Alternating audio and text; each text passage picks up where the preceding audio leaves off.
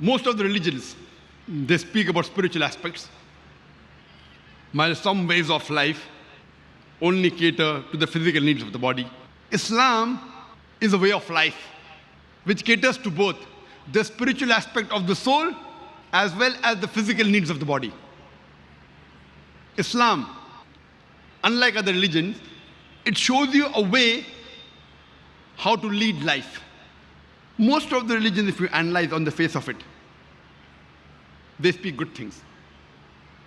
But the difference between Islam and the other religions is that Islam shows you a way how to achieve that state of goodness. For example, most of the major religions of the world, they say that you should not rob. Hinduism says that. Judaism says that. Christianity says that. Islam says the same. So what is the difference between Islam and the other religions?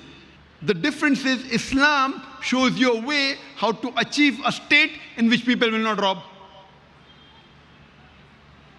Islam has a system of zakat, which is every rich person who has a saving of more than the nisab level, more than 85 grams of gold, he or she should give 2.5% of that excess wealth every lunar year in charity. If every rich human being gives charity, poverty will be eradicated from this world. There will not be a single human being who will die of hunger.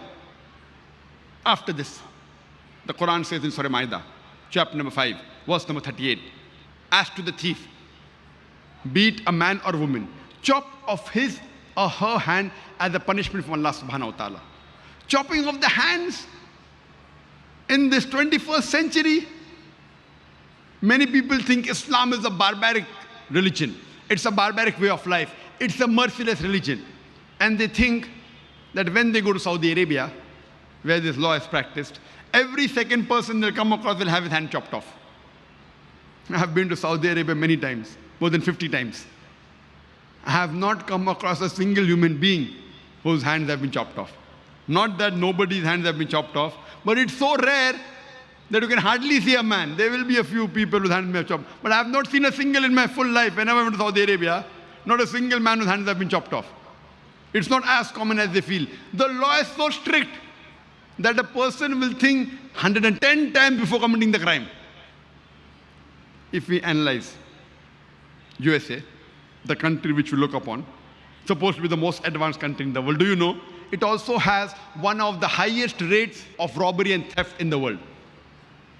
I'm asking the question that if you implement the Islamic Sharia in USA, any man, any person who has a saving of more than the nisab level, more than 85 grams of gold, he or she should give 2.5% of that excess wealth every lunar in charity. And after that, anyone drops, be it a man or woman, chop off his or her hand. I'm asking the question, will the rate of theft in USA, will it increase?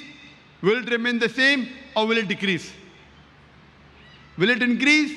Will it remain the same or will it decrease? It will decrease. It's a practical law. You implement the Sharia and you get results. That's the reason, if you go to Saudi Arabia, as I mentioned, people think that every second person you come across will have his hand chopped off. I've been several times. I have not come across a single human being whose hands have been chopped off. Not that doesn't take place. You implement the Sharia, you get result. One of the countries which has the least rate of robbery and theft in the world, it's Saudi Arabia. Not that the police is very good there, but the law is so strict. You implement the Sharia, you get results.